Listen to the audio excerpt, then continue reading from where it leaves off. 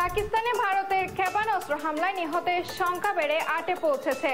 সেই সাথে আহত হয়েছেন 35 জন।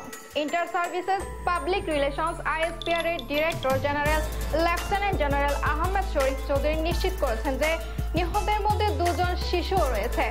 বুধবার 7 মে এক প্রতিবেদনে আনাদুল এজেন্সি ও সিনহিয়া নিউজ এ তথ্য জানায়। প্রতিবেদনে বলা হয়, পাকিস্তানের আইএসপিআর এর মহাপরিচালক জানিয়েছেন, মঙ্গলবার 6 মে মধ্যরাতের পর পাকিস্তানের কোটলি, ভাওয়ালপুর, মুরিদকে, বাগ ও মুজাফরবাদে ক্ষেপণাস্ত্র হামলা চালিয়েছে ভারত।